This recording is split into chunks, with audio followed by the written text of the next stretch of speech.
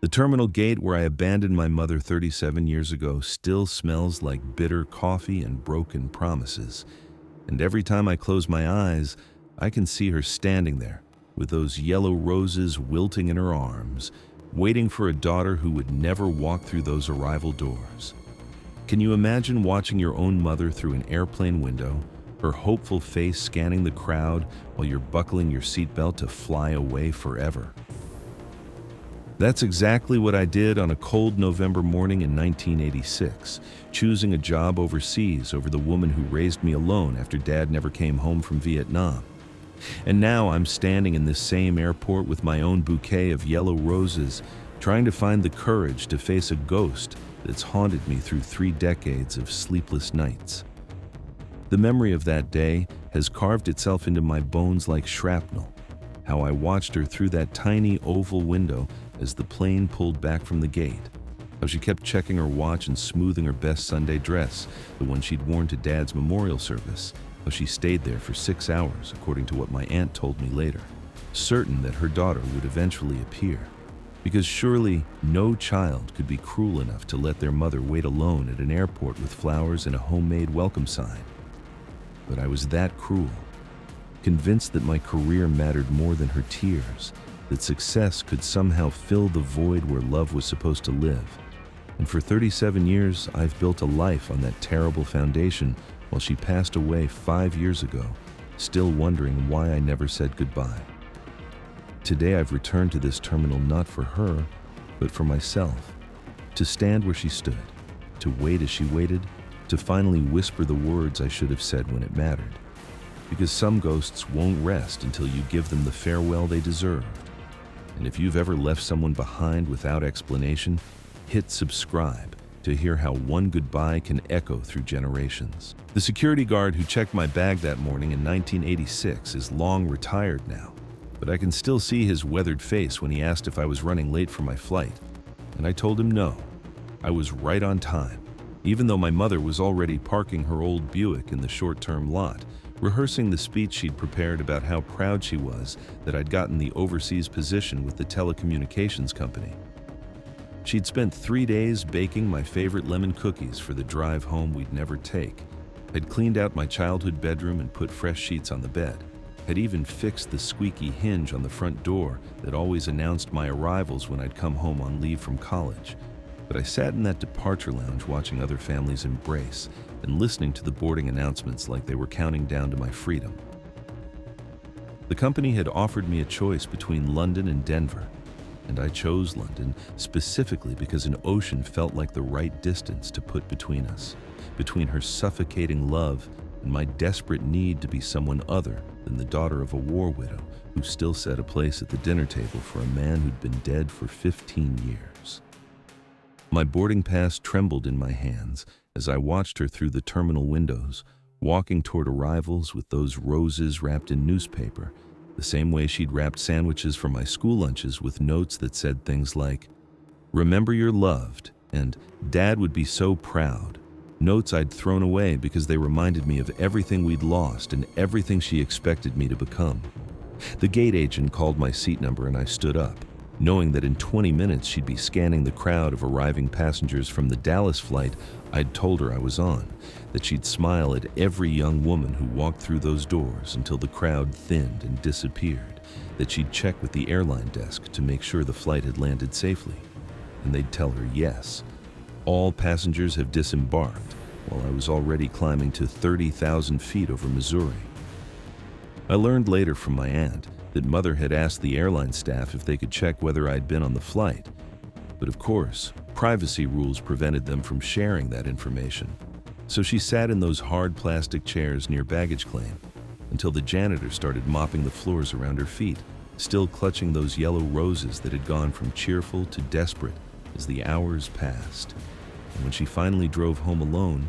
she put the cookies in the freezer where they stayed for 2 years because she couldn't bear to throw them away or eat them herself,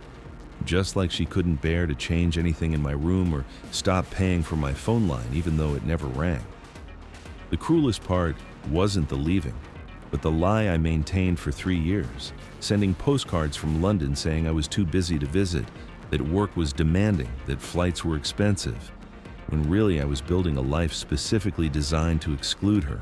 dating men I never told her about, earning promotions I never shared, becoming someone she wouldn't recognize, because recognizing me would mean acknowledging that I'd inherited Dad's ability to disappear, to leave someone waiting forever for a return that would never come. The postcards I sent from London were masterpieces of deception, carefully crafted lies about client dinners and weekend conferences that prevented me from coming home for Christmas, Easter, her birthday, the anniversary of Dad's death when she always visited his grave alone with fresh flowers and the flag from his funeral folded in her purse. And each card I wrote became easier than the last, like learning a new language where love meant distance and protection meant abandonment. My Aunt Grace wrote me real letters, not knowing she was writing to a false address I'd set up through a forwarding service, telling me how Mother had joined a support group for Gold Star families at the VA, how she'd started volunteering at the Veterans Hospital reading to patients who reminded her of what Dad might have been like if he'd come home wounded instead of not at all, how she'd learned to smile again, but it never quite reached her eyes the way it used to when she'd watch me play in the backyard while Dad pushed me on the swing he'd built before his last deployment. The other volunteers at the hospital started calling her Rose because she brought yellow roses every week, placing them in the rooms of veterans who never had visitors, and she'd tell them about her daughter in London who was too successful and important to visit, but who loved her very much, showing them the postcards I sent like evidence of a relationship that existed only in her imagination and my guilt. When she got sick the first time, Grace didn't tell me immediately because Mother had insisted she was fine, that it was just fatigue from staying up late writing letters to me that she never sent because she didn't want to seem needy or burden me with her loneliness, letters they found after she died, hundreds of them tied with ribbon in her closet, each one beginning with "My dearest daughter," and ending with "All my love always," chronicling 5 years of her life I'd chosen to miss, the neighbors who moved in and out, the garden that grew wild without me there, to help her prune the roses, the recipes she wanted to teach me, the memories of Dad she wanted to share before they faded, like photographs left in sunlight. The cancer took 18 months to kill her, 18 months when I could have flown home, could have held her hand through chemotherapy, could have told her the truth about why I left. But instead, I sent flowers to the hospital with cards, signed by a florist I paid to forge my handwriting. And when Grace called to tell me Mother was asking for me in her final days, I told her I was trapped in Singapore on business, that I was desperately trying to get a flight, that I'd be there soon, knowing that soon was a word Mother understood better than anyone, having waited for Dad to come home soon for 3 years before they told her he'd been dead the whole time. She died on a Tuesday morning while I sat in my London office, preparing a presentation about telecommunications infrastructure in developing nations. And Grace said her last words were, "Tell her I waited," which could have meant anything, but which I know meant everything, meant the airport and the roses and the years of birthdays I missed, and the graduation photos she never got to take, and the wedding she never attended, and the grandchildren she never met, because I was too much of a coward to introduce her to the life I'd built on the foundation of her absence. The funeral was small because Mother had outlived most of her friends, just Grace and a few volunteers from the VA hospital, and the pastor who'd known her since Dad's memorial service 40 years earlier.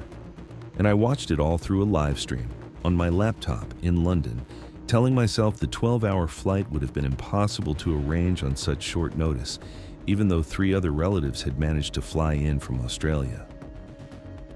Grace scattered yellow rose petals on the casket because she knew they were Mother's favorite. The same roses Dad had brought her when he proposed, the same ones she'd carried to the airport that day waiting for me, the same ones that grew wild in her garden after she became too weak to tend them. And as I watched those petals fall like tears I'd never shed, I booked a flight to Washington, knowing it was too late for apologies, but unable to stay away any longer. The house had been sold to pay for her medical bills, but Grace had saved a box of Mother's things for me, including the letters she'd never sent and the postcards I'd mailed from London and a photograph from my high school graduation, where she stood beside me beaming with pride, her hand on my shoulder like she was afraid I might disappear, which of course I did. Inside the box was also Dad's Purple Heart and bronze star, which Mother had wanted me to have along with the flag from his funeral and a letter he'd written to me before I was born, before his last patrol in the Mekong Delta, where he talked about the daughter he hoped to raise and the world he wanted to leave better for her, never knowing that his absence would create a chain of abandonments that would stretch across generations.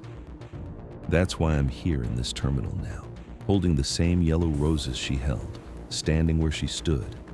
Because grief doesn't follow a timeline, and sometimes you have to physically return to the place where you broke someone's heart to understand the weight of what you've done. The cleaning crew has come and gone twice while I've been standing here, and security has asked if I need assistance. But how do you explain that you're waiting for a ghost? That you're trying to feel what your mother felt when she realized her daughter had chosen absence over presence, career over family, pride over love?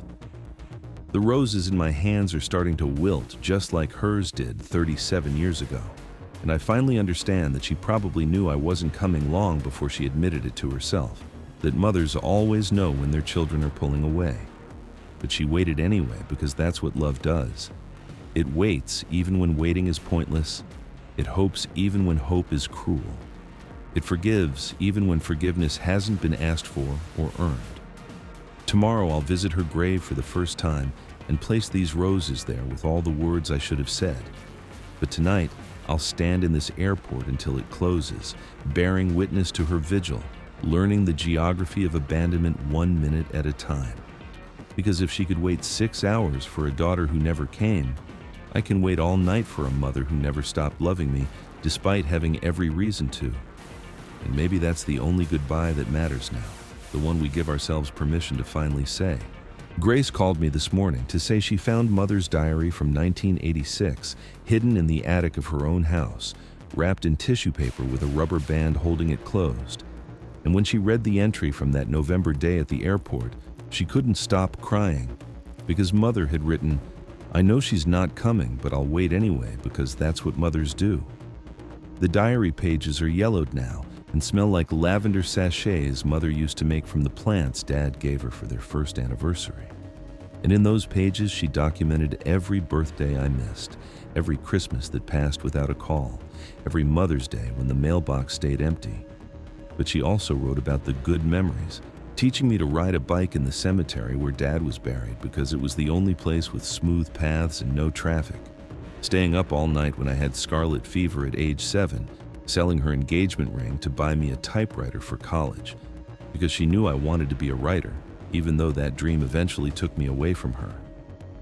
Reading her words now is like performing surgery on myself without anesthesia, seeing how she rationalized my absence by telling herself I was doing important work in London, that I was living the life Dad would have wanted for me. That distance didn't diminish love even when that distance was deliberate and cruel. And she kept writing letters to me that she never sent, hundreds of them, according to Grace, all starting with "My dearest daughter" and ending with "Love always, Mother," as if the act of writing could somehow bridge the ocean between us. The airport security guard who's been watching me for the past hour finally approaches with a gentle smile, the kind reserved for people who are clearly struggling, and he tells me his own mother waited in the same terminal for his brother who was killed in Iraq, that she came here every week for a year, convinced he was just missing, not dead. And he understands why I need to stand here, because sometimes we have to inhabit someone else's pain to comprehend our own failures. He brings me a cup of coffee and says the terminal stays open until midnight for international flights, but I can stay as long as I need. And as I sip the bitter liquid, I remember how Mother always made her coffee too weak, because Dad had liked it strong, and she could never bring herself to make it his way after he was gone, just like she could never bring herself to remove his clothes from the closet or change the message on the answering machine that still had his voice saying, "You've reached the Brennan residence." The roses in my arms are completely wilted now, petals falling onto the polished floor like small surrenders, and I realize that Mother probably stayed here until the janitor swept up her fallen petals too, that she probably knew the same security guards, drank the same terrible coffee, watched the same planes take off carrying daughters who were supposed to stay. And when she finally left this terminal that November night, she left a part of herself here that she never got back, the part that believed love was enough to make someone stay. And now I'm leaving parts of myself here too. The parts that thought success could replace connection, that ambition could heal abandonment, that time could absolve cruelty without confession. The terminal announcement system crackles to life, calling for the final boarding of a flight to London Heathrow, the same destination I chose over Mother 37 years ago. And the coincidence feels like the universe mocking me with its perfect circular cruelty, reminding me that some choices echo forever through the architecture of our lives. Grace texts me a photo of another diary entry where Mother wrote about coming back to this airport on the anniversary every year for 5 years straight, always bringing yellow roses, always wearing that same Sunday dress until it became threadbare at the seams, always arriving at the exact time my original flight was supposed to land, 2:47 p.m., as if repetition could somehow rewrite history, as if devotion could reverse time, as if love could resurrect a moment and give it a different ending. The young woman sitting across from me is holding a sign that says, "Welcome home, Mom." And when her mother appears through the arrival gates, they embrace with the kind of desperate joy that makes everyone in the vicinity smile. And I watch them through tears, thinking about all the embraces Mother and I never shared, all the welcome home signs that were never made, all the reunions that existed only in her imagination during those long drives home from this airport alone. My therapist once told me that guilt is just love with nowhere to go. And standing here, I understand that Mother's love had nowhere to go for 37 years, except into diary pages and unsent letters and yellow roses that died in her arms, while my guilt has had nowhere to go except into sleepless nights and failed relationships and a successful career that feels as hollow as a bell that's lost its clapper. The boarding announcement repeats, and I watch passengers hurrying toward their gate, some looking back to wave one more time, others walking forward without hesitation. And I wonder if any of them are making the same mistake I made, choosing distance over devotion, choosing ambition over affection, choosing the vast, impersonal world over the small, sacred space of a mother's arms. Grace sends another text saying she's driving here with more pages from the diary, that Mother wrote about seeing me in strangers' faces at this airport, about how every woman in a business suit could have been her daughter coming home, about how hope can become a kind of madness when it's fed by loss. And I realized that I didn't just abandon Mother that day. I condemned her to a purgatory of waiting, to a lifetime of looking for someone who had already looked away, to a death still wondering what she had done wrong when the truth was she had done everything right except raise a daughter capable of choosing love over leaving. The wilted roses in my arms feel heavier than stones, heavier than the carry-on bag I packed that November morning with such cold efficiency, heavier than the years of silence I wrapped around myself like armor against the guilt. And as the final boarding call echoes through the terminal, I stand exactly where Mother stood, holding the same kind of flowers, wearing my own best dress, the one I wore to her funeral where I stood at her grave and finally said goodbye when goodbye was just a word thrown at earth and stone, when goodbye was just an epilogue to a conversation we never had, when goodbye was what I owed her, but delivered only to her absence. Grace arrives at the terminal carrying a box of Mother's letters and photographs, her own eyes red from reading them during the drive, and when she hands me the last page of the diary, I see Mother's final entry, written just days before her stroke. Maybe she'll come tomorrow. Maybe tomorrow I'll finally understand why love wasn't enough to make her stay. The truth hits me like a physical blow that Mother died still believing she had somehow failed me, that her love was insufficient, that she was the one who needed forgiveness, when all along I was the one drowning in an ocean of my own making, mistaking independence for strength, mistaking leaving for living, mistaking success for substance, while the only person who ever loved me unconditionally measured her worth by my absence. Grace takes my hand, and we stand together in this cathedral of arrivals and departures, 2 generations bound by one woman's devotion and one daughter's desertion. And I finally understand that some goodbyes are so powerful, they ripple through time like stones thrown in still water, touching shores we never imagined, changing landscapes we'll never see. The yellow roses I've been clutching finally slip from my fingers, scattering across the terminal floor where travelers step around them with practiced indifference, and I whisper the words I should have said 37 years ago. Goodbye, Mom. I love you. I'm sorry. You were always enough. You were everything. And I was the one who wasn't enough to see it. If you've ever left words unsaid until they became epitaphs, if you've ever chosen tomorrow over today until all your tomorrows ran out, remember this. Love doesn't wait forever, but guilt does. And the goodbye you don't say becomes the ghost that says hello every single morning for the rest of your life.